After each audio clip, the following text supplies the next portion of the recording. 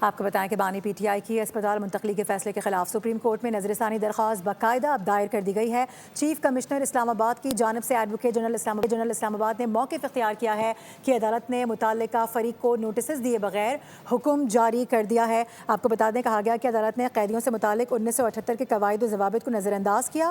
درخواست میں یہ بھی کہا گیا ہے کہ سزا یافتہ قیدی کو نجی اسپتال میں علاج کی سہولت دینے سے دیگر قیدیوں کے لیے بھی ایسی درخواستوں کی راہ کھلے گی۔ درخواست گزار کے مطابق عبوری مرحلے پر حتمی نوعیت کا ریلیف دینا عدالتی اصولوں اور آرٹیکل 10A اور 25 کے منافی ہے۔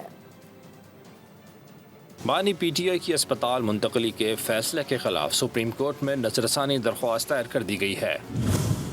چیف کمشنر اسلام آباد کی جانب سے ایڈوکیٹ جنرل اسلام آباد نے عدالتی حکم پر مختلف قانونی اعتراضات اٹھائے۔ موقف اختیار کیا گیا ہے کہ عدالت نے متعلقہ فریق کو نوٹس جاری کیے بغیر حکم دیا۔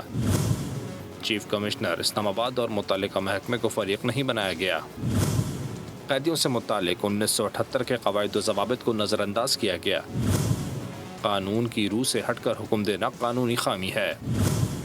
آرٹیکل 10A منصفانہ ٹرائل کی ضمانت دیتا ہے، تاہم فریقین کے نوٹس جاری کیے بغیر حکم جاری کیا گیا۔ درخواست گزار کے مطابق درخواست کے قابل سماعت ہونے کے نقطے کو مؤخر کیا گیا۔ یک طرفہ طور پر عبوری حکم جاری کیا گیا۔ عبوری مرحلے پر حتمی نوعیت کا ریلیف نہیں دیا جا سکتا۔ فیصلہ سپریم کورٹ کے طے شدہ اصولوں کے منافی ہے۔ درخواست گزار کے مطابق فیصلے سے دیگر قیدیوں کے لیے بھی اسی نوعیت کے مطالبات کا راستہ کھل سکتا ہے۔ پورا فوجداری انصاف کا نظام متاثر ہونے کا خدشہ ہے۔ نظر ثانی درخواست میں عدالتی حکم کو اصول فطرت اور انصاف کے منافی قرار دیتے ہوئے فیصلے پر نظر ثانی کی استدعا کی گئی۔